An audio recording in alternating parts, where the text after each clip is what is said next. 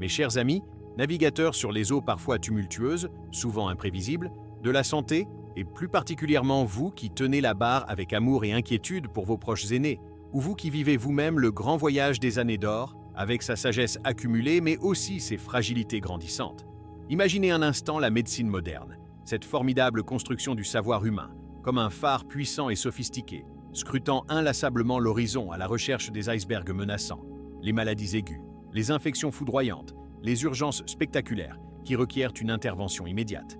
Contre ces ennemis visibles, identifiables, elle déploie des stratégies brillantes, des technologies de pointe et remporte souvent des victoires. Éclatante, prolongeant des vies, soulageant des souffrances aiguës. Nous lui devons tant à cette médecine des prouesses techniques, des diagnostics précis et des traitements ciblés. Pourtant, dans le faisceau aveuglant de ce phare, il existe des zones d'ombre persistantes, des courants sous-marins plus insidieux, des récifs submergés, à peine perceptibles à la surface, qui, lentement, presque silencieusement, mais avec une redoutable efficacité, érodent la coque de nos navires les plus expérimentés, ceux de nos aînés. Ce ne sont pas toujours les maladies au nom retentissant, celles qui font la une des congrès médicaux, qui font le plus de ravages discrets et quotidiens. C'est souvent un ensemble de facteurs subtils, pernicieux, fréquemment entrelacés de manière complexe, qui s'installent comme une brume délétère, et que le système médical, malgré toute sa bonne volonté, son dévouement et son savoir immense, peine parfois à identifier, à prioriser, voire à reconnaître comme des menaces vitales directes. Aujourd'hui, notre intention n'est pas de jeter la pierre, ni de formuler des accusations simplistes, car la réalité du soin aux personnes âgées est d'une complexité redoutable et les défis sont immenses pour tous les acteurs impliqués. Nous allons plutôt, avec un regard lucide, analytique mais profondément empathique, tenter de comprendre pourquoi ces tueurs silencieux de nos aînés, ces facteurs qui grignotent la vie jour après jour, échappent parfois, et de manière préoccupante, au radar de la médecine conventionnelle. Nous explorerons ensemble 6 raisons profondes, structurelles et parfois culturelles, qui expliquent cette douloureuse et parfois tragique méconnaissance. Car lever le voile sur ces mécanismes invisibles, c'est déjà faire un pas essentiel vers une meilleure protection, un accompagnement plus humain, plus individualisé et en définitive, plus efficace de ceux que nous aimons et respectons. La première raison, et elle est absolument fondamentale pour comprendre les écueils du système, réside dans la fragmentation excessive des soins et le manque criant d'une vision véritablement holistique et intégrée du patient âgé. Nos systèmes de santé, dans la plupart des pays développés, sont souvent organisés en une multitude de silos spécialisés, avec des experts pour chaque organe, chaque système, chaque pathologie spécifique. Une personne âgée qui cumule fréquemment plusieurs maladies chroniques, ce que l'on appelle la polypathologie, peut ainsi se retrouver à consulter un cardiologue pour son cœur et son hypertension, un rhumatologue pour son arthrose invalidante, un neurologue pour ses troubles de la mémoire naissants, un diabétologue pour son diabète de type 2, un pneumologue pour sa bronchite chronique, et ainsi de suite. Chaque spécialiste, aussi compétent et dévoué soit-il dans son domaine d'expertise pointue, se concentre légitimement sur sa partie du corps, ou sa maladie, prescrivant des examens et des traitements spécifiques à cette condition. Mais qui, dans ce puzzle complexe, regarde le patient dans sa globalité, dans son entièreté?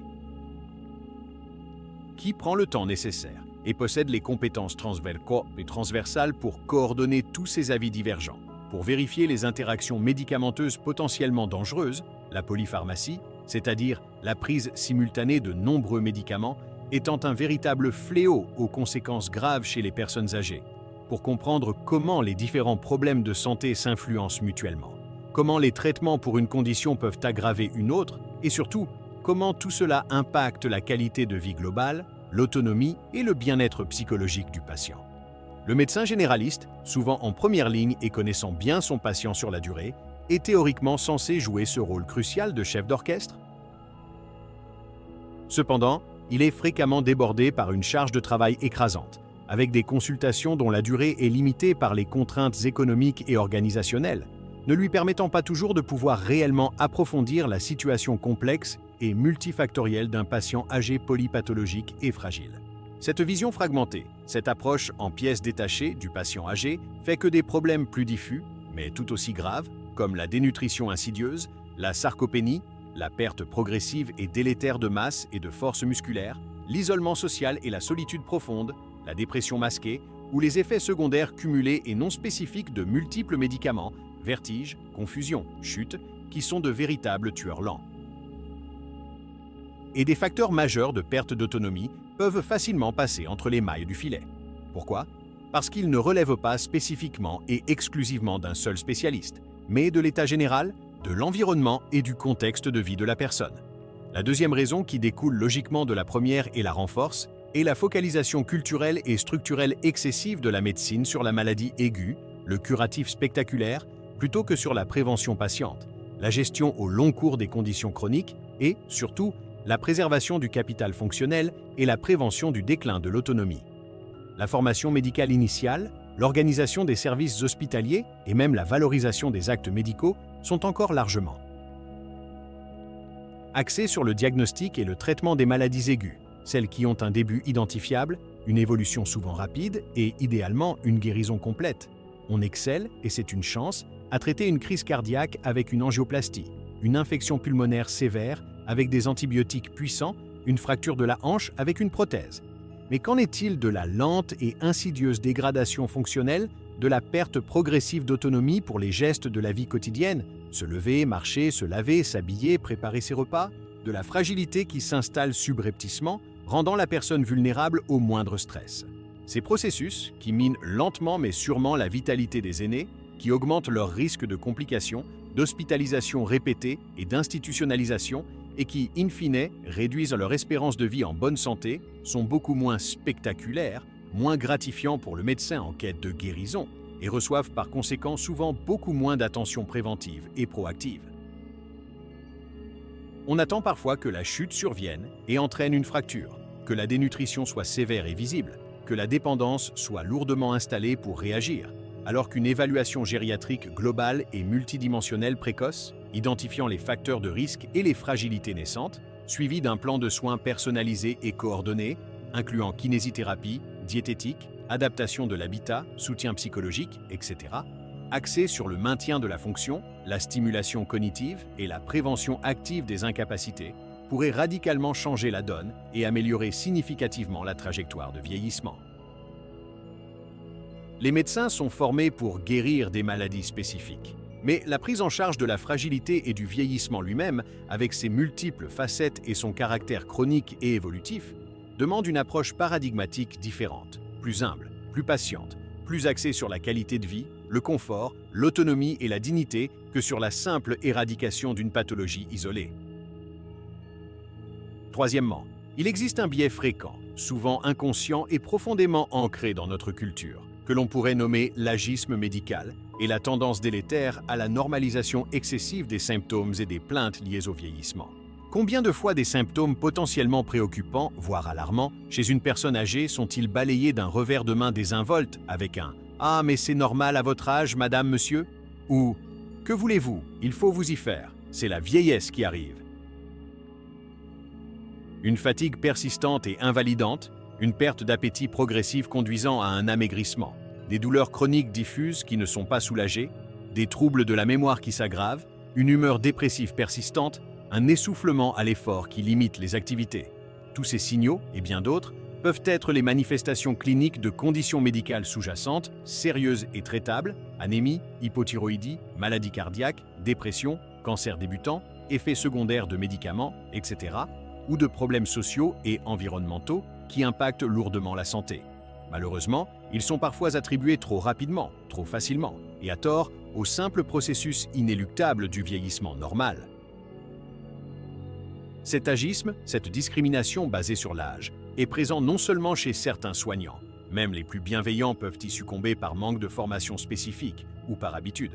mais aussi dans la société en général. Et ce qui est peut-être le plus triste, il est parfois même intériorisé par les aînés eux-mêmes, qui finissent par croire que leurs souffrances sont une fatalité et n'osent plus se plaindre ou demander de l'aide. Cet agisme pernicieux conduit à une sous-évaluation systématique, à un sous-diagnostic fréquent et à un sous-traitement chronique de nombreux problèmes de santé chez les personnes âgées. On considère implicitement que la qualité de vie d'une personne âgée est naturellement moins bonne, que ses plaintes sont moins importantes, que ses attentes en matière de santé doivent être revues à la baisse. Cela peut mener à des diagnostics tardifs, lorsque la maladie est déjà à un stade avancé et plus difficile à traiter, voire à l'absence totale de diagnostic pour des conditions qui, prises à temps, pourraient être gérées efficacement, améliorant significativement non seulement la qualité de vie, mais aussi la durée de vie en bonne santé.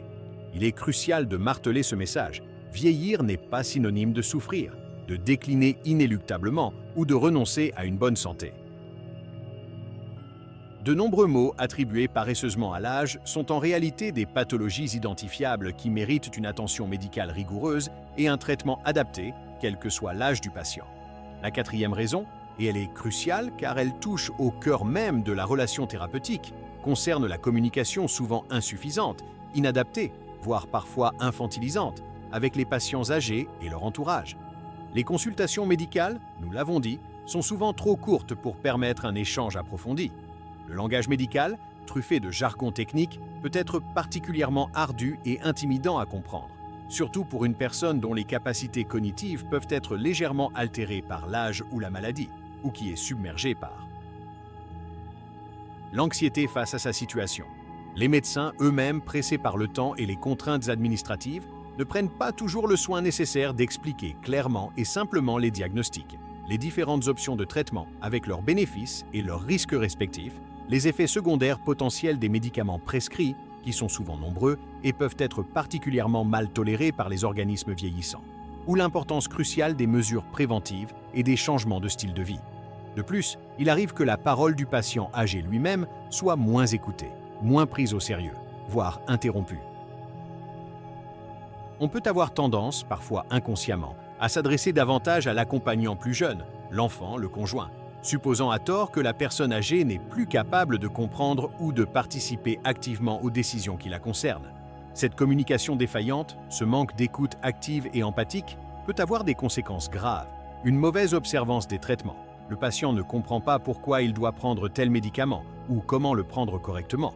Une incompréhension totale des recommandations hygiéno-diététiques et un sentiment profond et démoralisant d'être dépossédé de ses propres décisions concernant sa santé, d'être traité comme un objet de soin plutôt que comme un sujet pensant et désirant.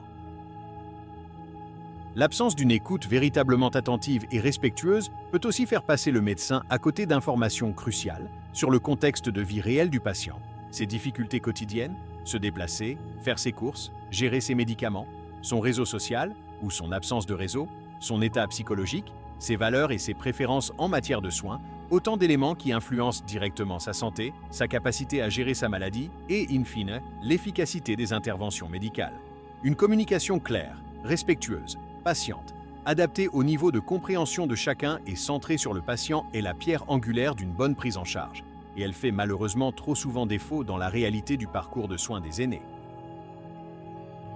Cinquièmement, il est impératif de reconnaître et de prendre en compte l'impact dévastateur des facteurs socio-économiques et environnementaux, qui sont souvent considérés comme étant hors du champ d'intervention directe du médecin, mais qui, dans les faits, tuent lentement et sûrement. La pauvreté ou la précarité financière, qui touchent un nombre croissant de retraités, l'isolement social et la solitude, qui sont de véritables fléaux aux conséquences comparables à celles du tabagisme sur la mortalité. Un logement inadapté, mal chauffé, humide ou insalubre. Une mauvaise alimentation faute de moyens financiers, de capacité physique à cuisiner ou de connaissances diététiques. Le manque d'accès à des transports adaptés pour se rendre aux rendez-vous médicaux. Faire des courses ou maintenir des liens sociaux. Le manque de soutien familial ou amical solide et régulier. Tous ces éléments, et bien d'autres encore, constituent un terreau fertile et toxique pour la dégradation progressive et inexorable de la santé physique et mentale des aînés. Un médecin peut prescrire le meilleur traitement du monde, basé sur les dernières données scientifiques. Mais si le patient ne peut pas se l'offrir en raison de son coût, s'il vit dans le froid et l'humidité qui aggravent ses problèmes respiratoires ou articulaires, s'il est seul, déprimé et apathique, au point de ne plus avoir l'envie ni la force de manger correctement ou de prendre ses médicaments de manière régulière, alors l'efficacité de la prescription médicale sera quasi nulle. Ces déterminants sociaux de la santé sont des tueurs lents, invisibles, mais redoutablement puissants. Ils sont rarement abordés de manière systématique et approfondie lors des consultations médicales, en partie parce que les médecins se sentent souvent démunis et impuissants face à ces problèmes qui dépassent largement leur champ de compétences strict et pour lesquels les solutions relèvent souvent de politiques sociales, économiques et urbaines plus larges. Pourtant, ignorer ou minimiser l'impact de ces facteurs, c'est passer à côté d'une part essentielle, voire prépondérante, de ce qui conditionne réellement la santé, la qualité de vie et, en fin de compte, la survie des personnes âgées. Une approche véritablement globale de la santé des aînés ne peut faire l'économie d'une prise en compte active de ces déterminants sociaux. Enfin, la sixième raison, qui englobe et explique en partie plusieurs des précédentes, est le manque flagrant de formation spécifique et approfondie en gériatrie et en soins palliatifs chez de nombreux professionnels de santé, ainsi que la faible attractivité et la sous-valorisation de ces spécialités pourtant cruciales. La gériatrie, qui est la branche de la médecine spécifiquement dédiée aux soins des personnes âgées, est une discipline d'une grande complexité qui exige une approche globale et multidimensionnelle, une connaissance approfondie des particularités physiologiques et pathologiques du vieillissement, des grands syndromes gériatriques, comme la fragilité, les chutes à répétition, la confusion aiguë ou délirium, l'incontinence, la dénutrition, les escarres, de la gestion délicate de la polypharmacie et de la prévention des effets iatrogènes, effets indésirables des médicaments, ainsi que des aspects éthiques et humains fondamentaux liés à l'autonomie, à la qualité de vie et à la fin de vie. Malheureusement, la gériatrie est encore souvent sous-représentée, voire quasi absente, dans les cursus de formation médicale initiale dans de nombreux pays. De plus, elle n'est pas toujours la spécialité la plus prisée par les jeunes médecins, car elle est parfois perçue, à tort, comme moins glamour, moins technologique, moins rémunératrice ou plus éprouvante émotionnellement que d'autres disciplines. De même, les soins palliatifs, qui visent à améliorer la qualité de vie des patients atteints de maladies graves, évolutives et incurables, et à soulager leurs souffrances physiques, psychologiques, sociales et spirituelles, ainsi que celles de leurs proches, sont encore insuffisamment connus, compris et intégrés dans la pratique médicale courante, et sont souvent introduits trop tardivement dans le parcours de soins. Ce manque de formation spécifique et de reconnaissance institutionnelle de l'importance de la gériatrie et des soins palliatifs conduit à ce que de nombreux aînés ne bénéficient pas de l'expertise pointue et de l'approche adaptée dont ils auraient pourtant désespérément besoin. Des décisions thérapeutiques importantes chez FIAG sont parfois prises sans une évaluation gériatrique standardisée approfondie, sans une discussion claire et honnête sur les objectifs de soins réalistes, les bénéfices attendus et les risques potentiels des traitements, et surtout sans une prise en compte suffisante des souhaits, des valeurs et des priorités du patient âgé concernant sa fin de vie. Mes chers amis, gardiens vigilants et aimants de la flamme de vie de nos aînés, ce tableau que je viens de brosser peut sembler sombre, voire décourageant, mais il ne doit en aucun cas être interprété comme une fatalité inéluctable ou une critique stérile. Il est, au contraire, un appel pressant à la conscience collective, à la vigilance accrue et à l'action concertée à tous les niveaux. Comprendre. Ces mécanismes complexes et souvent interdépendants par lesquels des menaces insidieuses et pourtant évitables échappent au système de soins n'est pas un acte d'accusation, mais une invitation pressante à repenser nos priorités sociétales, à humaniser en profondeur nos pratiques médicales, à exiger une meilleure formation initiale et continue pour tous les soignants, et une plus grande valorisation institutionnelle et financière des soins gériatriques et palliatifs. C'est aussi, et peut-être surtout, un appel à chacun de nous, en tant que patients potentiels, en tant que citoyens, en tant que proches aidants, à devenir des acteurs éclairés, informés et proactifs de notre propre santé et de celle de nos aînés. Osons poser des questions pertinentes à nos médecins. Exprimons clairement nos préoccupations et nos attentes. Ne nous contentons jamais d'un « c'est normal à votre âge » comme une réponse définitive et infranchissable. Car derrière chaque chiffre anonyme, derrière chaque statistique alarmante sur la mortalité ou la perte d'autonomie des personnes âgées, il y a des vies uniques, des histoires que singulières, des amours partagés, des sagesses accumulées qui méritent d'être préservées avec le plus grand soin, le plus grand respect et la plus grande dignité jusqu'au dernier souffle. Puissions-nous tous contribuer, à notre humble échelle, mais avec une détermination sans faille, à ce que le phare de la médecine éclaire non seulement les icebergs spectaculaires et les tempêtes passagères, mais aussi, et surtout, les courants profonds, les récifs cachés et les brumes insidieuses qui menacent silencieusement le grand et précieux voyage de nos aînés. Car chaque jour de vie gagné dans la dignité, le confort et le bien-être, chaque parcelle d'autonomie préservée, chaque souffrance évitée, est une victoire inestimable pour l'humanité tout entière.